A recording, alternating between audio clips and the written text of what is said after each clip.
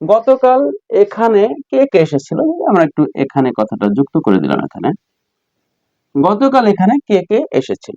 কে একটি কের জন্য আমরা হু ব্যবহার করি। প্রিয় বন্ধুগণ, আসসালামু আলাইকুম ওয়া রাহমাতুল্লাহ।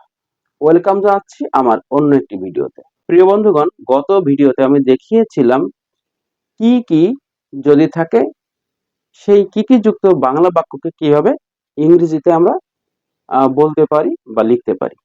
তো আজকে আমরা দেখব কে কে, যদি কে কে যুক্ত কোনো সেন্টেন্স থাকে তাহলে সেই সেন্টেন্সটিকে আমরা কিভাবে ইংরেজিতে ট্রান্সলেশন করতে পারি। গতকাল কে কে এসেছিল, গত ম্যাচে কে কে গোল করেছিল, কে কে পার্টিতে অংশগ্রহণ করেছিল, কে কে আসবে। গতকাল এখানে কে কে এসেছিল, আমরা একটু এখানে কথাটা যুক্ত করে দিলাম এখানে। গতকাল এখানে কে কে এসেছিল। কে একটি কের জন্য আমরা হু ব্যবহার করি।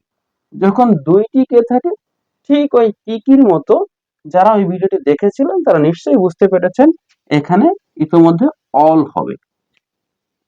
Who all K K came here, came here yesterday.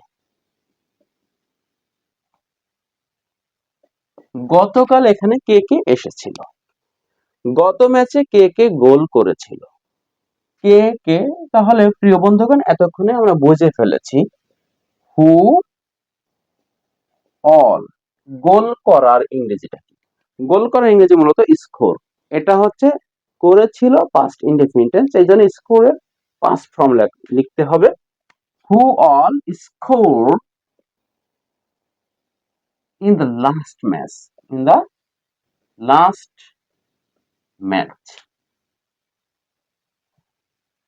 দেখুন এরপরে আছে কে কে পার্টিতে অংশগ্রহণ করেছিল। কে কে, হু, এতক্ষণে বুঝে ফেলেছেন এখানে অল হবে।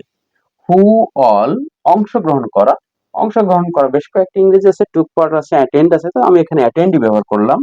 Who all attended to the party. কে কে পার্টিতে অংশগ্রহণ করেছিল। কে কে আসবে, কে কে এখানে আসবে যদি বলি আমরা, তো এখানে কথাটা যুক্ত করে দিলাম। কে কে এখানে আসবে, তাহলে এটিও হবে who all future indefinite will come here. কে কে এখানে আসবে। তাহলে আমরা এখন বলতে পারি কে কে এই ভিডিও দেখে উপকৃত হলেন, দয়া করে কমেন্ট করে জানাবেন। ভিডিওটি ভালো লাগলে অন্যকে দেখার সুযোগ করার জন্য শেয়ার করবেন এবং একটি লাইক দিতে ভুলবেন না। আশা করি সকলে এই ভিডিও থেকে উপকৃত হবেন। এবং আরেকটি কথা না বললেই নয়, আমি এই ভিডিওগুলো যাদের জন্য করছি, যারা হচ্ছে ইংরেজি শূন্য থেকে শিখতে চান, জিরো লেভেল থেকে শিখতে চান, যারা অ্যাডভান্স, যারা অনেক পারেন, অনেক জানেন, তাদের জন্য না। তো তারা হয়তো আমাকে একটা গঠনমূলক পরামর্শ দিয়ে যেতে পারেন, সমালোচনা করতে পারেন, ভুল ত্রুটি হলে সুন্দরভাবে আমাকে বলতে পারেন। সকলের জন্য শুভকামনা রইল। ধন্যবাদ।